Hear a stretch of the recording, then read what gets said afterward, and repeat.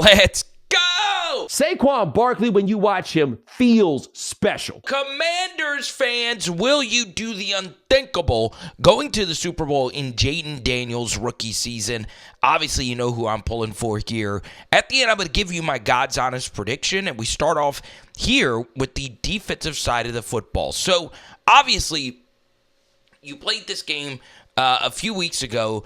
Jalen Hurts out the game, Kenny Pickett into the game, and you know that they're going to try and feed the football to Saquon Barkley. The problem is Saquon's been doing this all season long. He did it versus the Rams last week.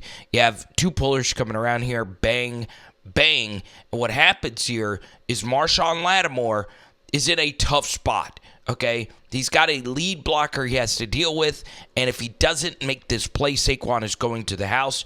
Watch what Marshawn Lattimore decides to do. He loses his feet. What I would have preferred him do is sell that you're playing this contain and actually give ground. You want to make sure you're not letting him get through here, and he does this. I probably wouldn't have gone with that option, but that's what happens. Everybody's got to be willing to tackle this guy. There's never been a better home run hitting season, at least since, Chris Johnson maybe? This was earlier in the game. This is actually something that Chip Kelly did in the national championship game. Split zoning A.J. Brown right here, which forces the defense to really sit heavy backside. And what's funny here is the Commanders actually do have a lot of players flowing to the left with Saquon. So don't be shocked if you see the Eagles actually pull this and do some split zone action here with A.J. Brown. So you'll see that the Commanders have plenty of players over here. The problem is they get vertical, right? You never want your defenders to be stacked like this. So you'll see a play side in actually gets behind the play side DT, and guess what? You're flowing away from the play, and that opens up a hole right through here. Eagles have one of the best offensive tackle pairings in the history of football, and this opens up a huge hole here to the left side. But here's a good thing. You don't let them score, right? You force them to have to convert in the red zone. And here we are again, going to the left side, and it starts off with they run to the right, but a lot of this is still Lane Johnson taking Daron Payne all the way back to the DMV, man. Oh, goodness gracious. That is just gross, all right?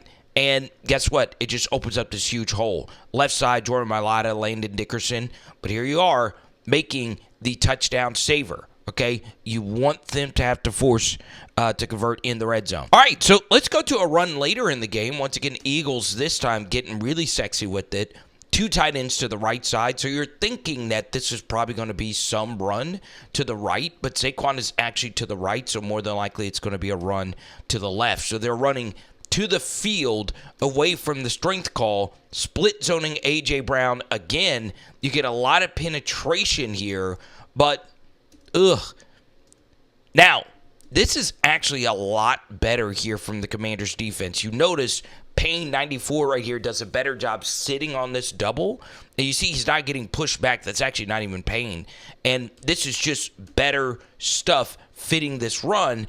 But you'll see Saquon is still able to pick up all these extra yards. So you're going to need Bobby Wagner and those guys to step up. But 5 yards, of course, is better than 11.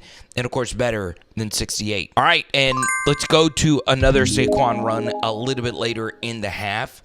Once again, this is Payne really getting blown back here. But this is a lot better, once again, by the Commanders, okay?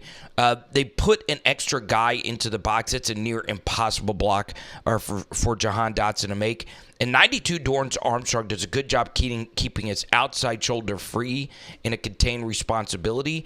And he's able to slow Saquon down some, okay? So that's better. It's still a good 5-yard run from Saquon, but it's just better overall run defense. All right, so let's go to a game earlier in the season where Saquon went for 198, okay? I actually don't mind the run defense on this play. You're just in a tough spot here. The one thing I will say is a huge problem with the Commanders' rush defense this year have been their DTs just getting pushed back into Bobby Wagner, right? He's had a lot of traffic he's had to deal with. And look, Luvu actually does a good job taking on not only this tight end, but he takes on Cam Jurgens here and stuffs this. That's actually not bad, even though he got flattened there. And look, is this a good gain of yards? Sure, but it could have been a lot worse. All right, so one thing you have to understand, you're going to be in the link, all right? You're not going to get the 50-50 holding calls. It's just not going to happen, all right? Another thing is, I believe versus the Eagles, penetration in the run game is overrated. Okay, so you'll see that since this is a pitch to the left, they let 94 just run right through here and take himself out of the play. All right, that's actually 64. Now, watch what actually happens here to the left side. It's a good block shed right here. Is this holding? I'll let you be the judge. All right, to the outside here. Is that holding?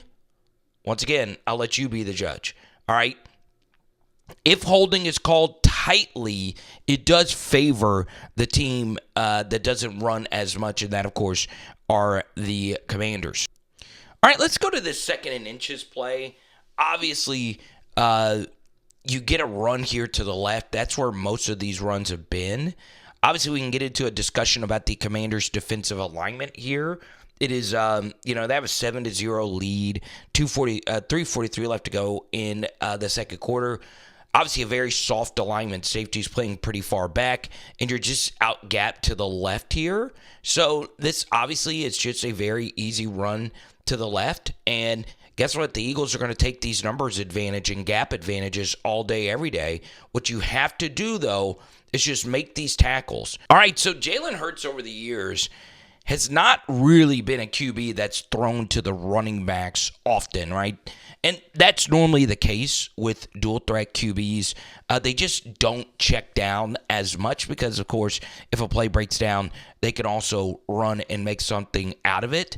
Well, a problem in this game in particular, Saquon was really good out of the backfield. Already caught another ball earlier in this game. And you'll see the Commanders actually get home with a really nice twist stunt. And this, honestly, is just really good quarterbacking from Jalen Hurts. Little check down right here to Saquon. And this, obviously, is a deadly proposition. He just blows by tacklers like it's just nothing. And, it's brutal. It's brutal. You defend everything else and you don't really account for Saquon in the passing game, but he can be lethal there as well. I would be very inclined to pick the Commanders to win this game if they had at least one Vita Vea type, but they don't. There's not many Vita Veas out there, okay? That's why Belichick went from Ted Washington to Vince Wilfork because of these games like this. Man, you would like to see your shade or one technique right here to sit heavy in this A-gap, but center gets a free run to Bobby Wagner and just guys dominating their blocks, okay?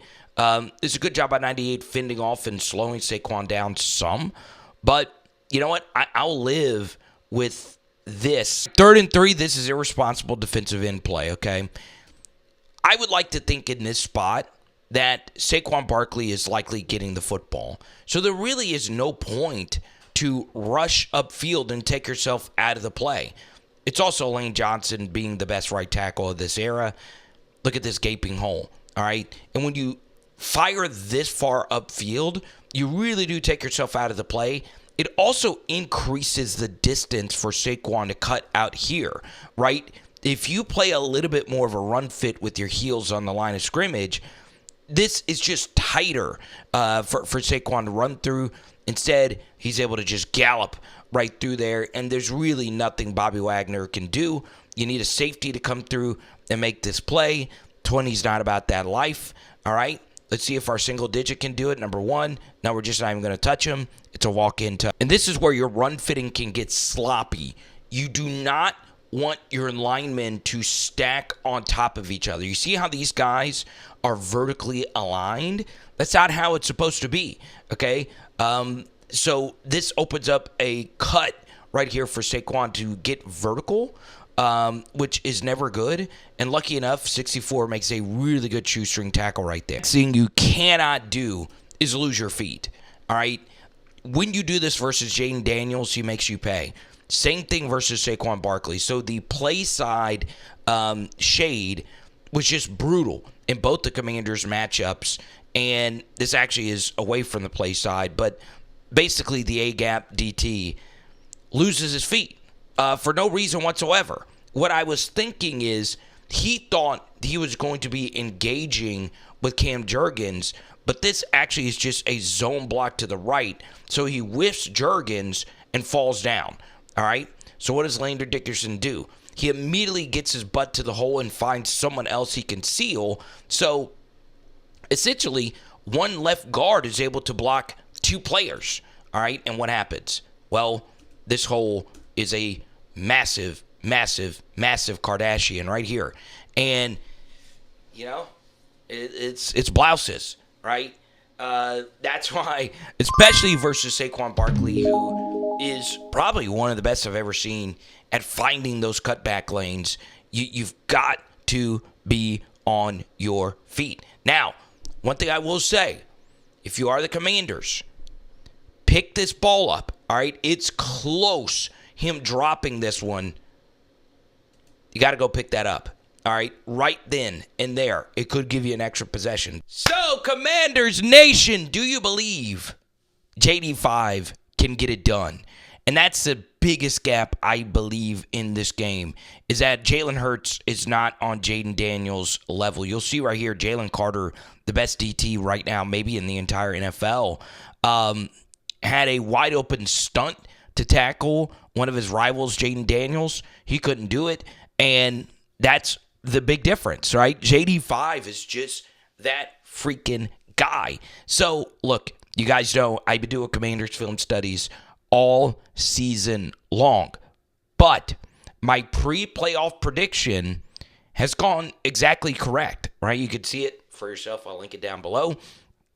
Eagles versus the Commanders in the NFC Championship Game.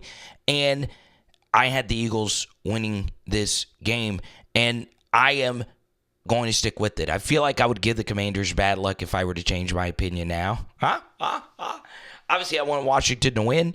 But overall, Philly, you can look at every position group and give the Eagles an advantage or a slight advantage. So I will go with Philly here, but it would not shock me at all if Jayden could get it done.